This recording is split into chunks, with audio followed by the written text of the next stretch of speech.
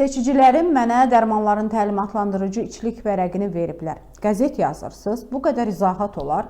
Bunu deputat Səyyad Salahlı Milli Məclisin iclasında Dövlət Sosial Müdafiə Fondunun və İşsizlikdən Sığorta Fondunun 2026-cı il büdcəsi haqqında qanun layihələrinin müzakirəsi zamanı bildirib. Biz hamımız bilirik ki, aptekdən dərman alanda əczaçıya deyirik. Bunu neçə dəfə qəbul edəcəyimi onun üstünə yaz deyirik. Dərmanla bağlı görün nələr yazır. Bunu o xəstə oxuyandır.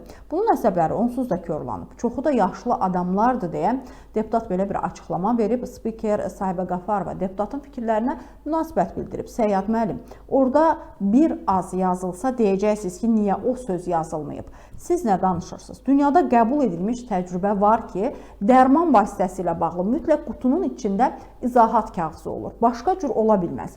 Səyyad Salahlı fikirlərinə davam edərək qeyd edib ki, sözü gedən fikirləri o yox, vətəndaşlar deyir.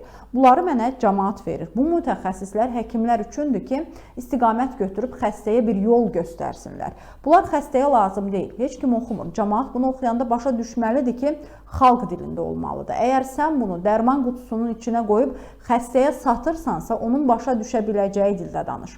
Spiker yenidən deputatın çıxışı ilə bağlı bildirib ki, həkimlər hər bir dərman vasitəsi ilə bağlı xəstəni məlumatlandırır. Deyirsiniz ki, gərək xalqın dilində olsun.